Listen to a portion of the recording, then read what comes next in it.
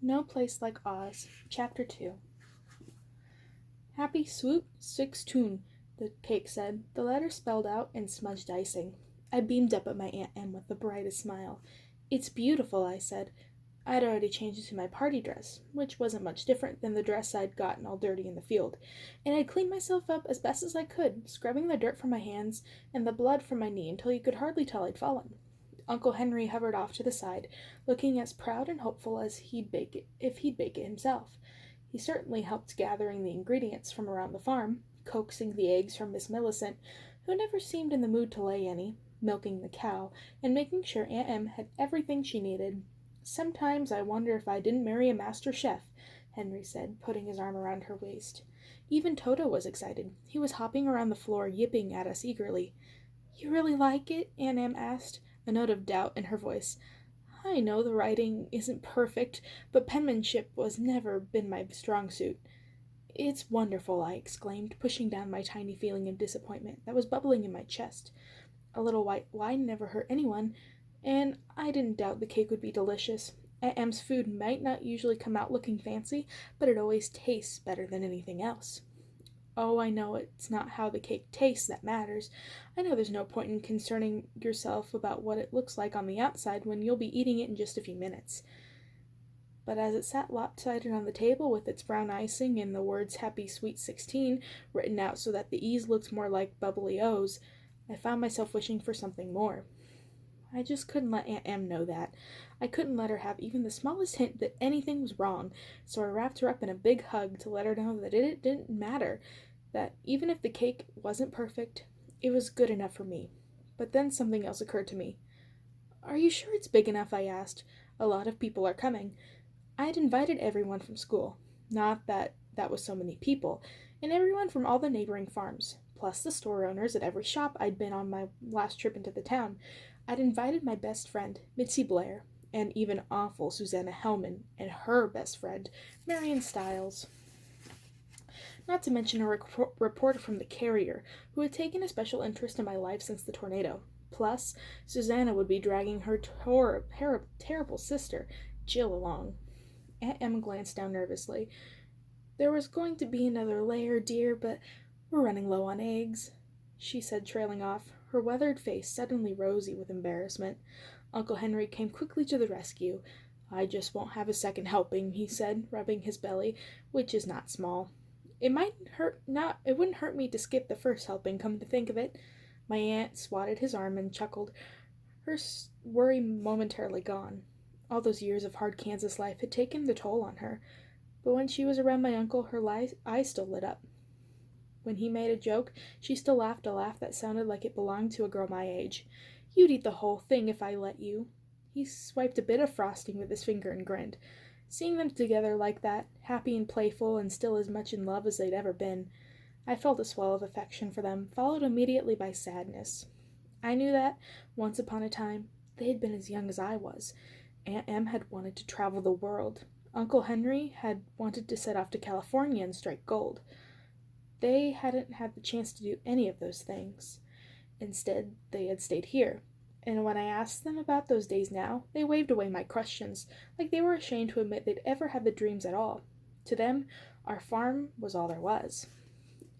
Will I be like them someday, I wondered, happy with crooked cakes and gray skies and cleaning out the pig trough? I'm going to go hang the lanterns outside, Aunt Henry said, walking to the door and reaching for his toolbox. People expect this place to look nice. After all, they've helped build it. Only after you got it started, Aunt Em reminded him. After the tornado had swept our house away, with me in it, everyone had figured I was dead. Aunt Em and Uncle Henry had been heartbroken. They'd even started planning my memorial service. Imagine that, my funeral. Well, sometimes I did imagine it. I imagined my teachers from school all standing up one by one to say what a wonderful student I was, that there was something truly special about me. I imagined Aunt Em in all black, weeping silently into her handkerchief, and Uncle Henry the very picture of stonic grief, only a single tear rolling down his stony face, as he helped lower my coffin into an open grave. Yes, I know that without a body there'd be no coffin, but this was a fantasy, and it was at that moment in my fantasy that Aunt Em would bolt up wailing and would race toward the to fling herself in after my corpse, stopped only last minute by Tom Furnish and Benjamin Scolmy, two handsome farmhands from the Shiflets farm. Tom and Benjamin would be crying too, because, of course, they both harbored a secret admiration for me. Well, if one's going to daydream, one might as well make it a good one, don't you suppose? Of course, I know it's vain and petty and downright spoiled of me to do such a thing as daydream about my own funeral. I know it's downright wicked to take even the slightest pleasure in imagining the misery of others, especially my poor aunt and uncle, who have so little happiness in their lives as it is. I try not to be vain and petty and spoiled. I certainly try not to be wicked, after my experiences with wickedness. But we all have our bad points, don't we? I might as well admit that those happen to be mine, and I can only hope to make up for them with the good news.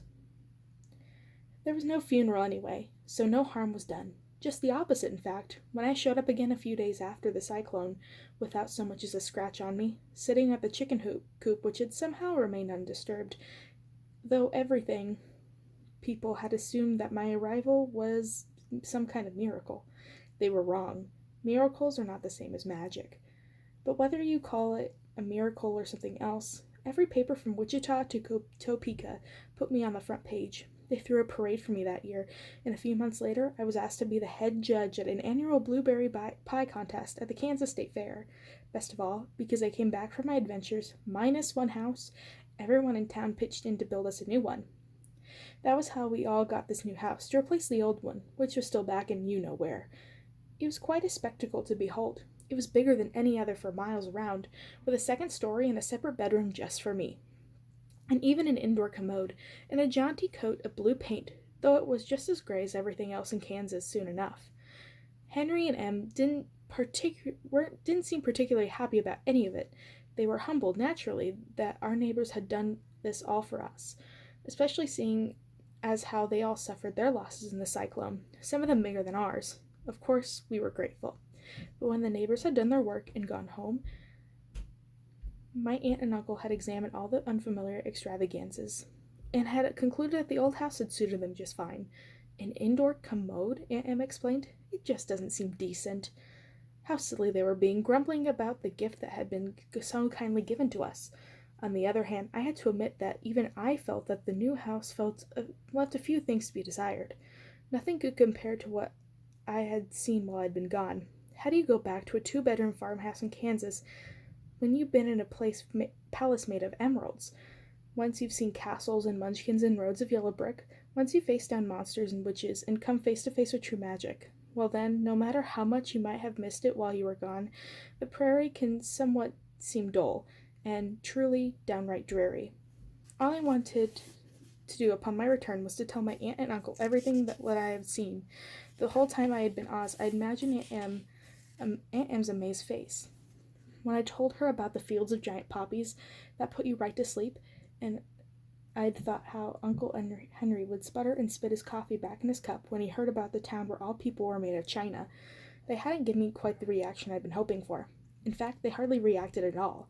Instead, they just exclaimed worried glances and told me that it must have been some fanciful dream I'd had when I hit my head during the cyclone.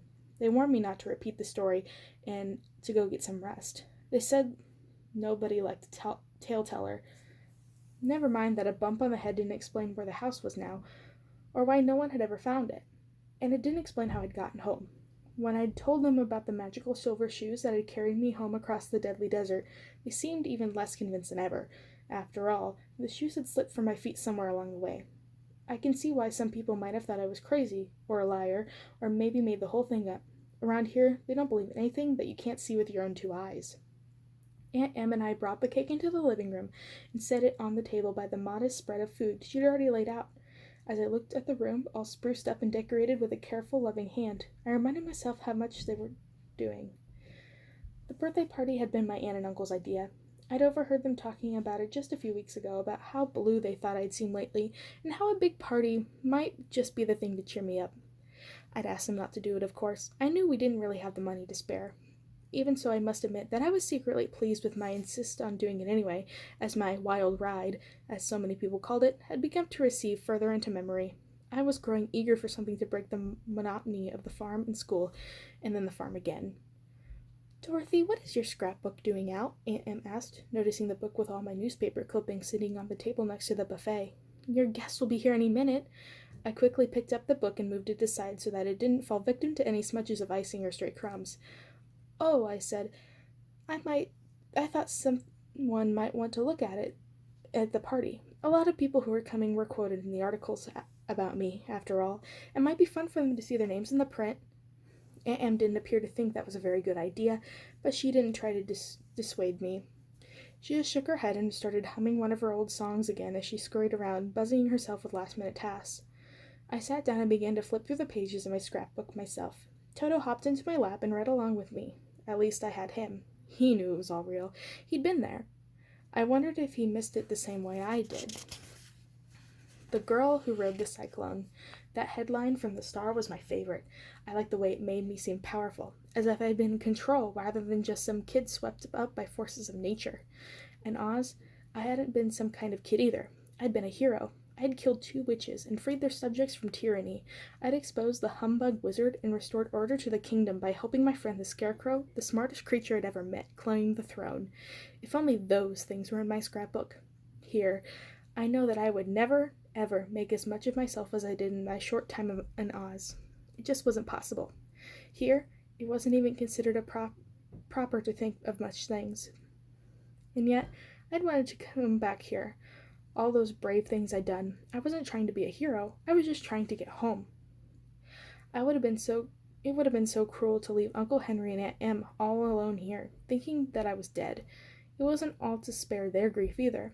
I would have missed them terribly if I had stayed. All the magic in the world, all the palaces and beautiful gowns and fields full of magic flowers. All the friends I'd found could never have replaced the people who had taken me and raised me as their own after my parents had died. I would never have been able to be happy with them here and me there, but sometimes I still wondered, could there have been another way? Was this really home after all? Oh, Toto, I said, closing the cover of the scrapbook harder than I intended to, tossing it aside onto the couch, where it just landed next to Aunt Em's embroidered throw pillow. Maybe the words on that pillow are more right than I know. Maybe you couldn't go home again. Either way, it would have been nice consolation if I'd gotten to keep those shoes.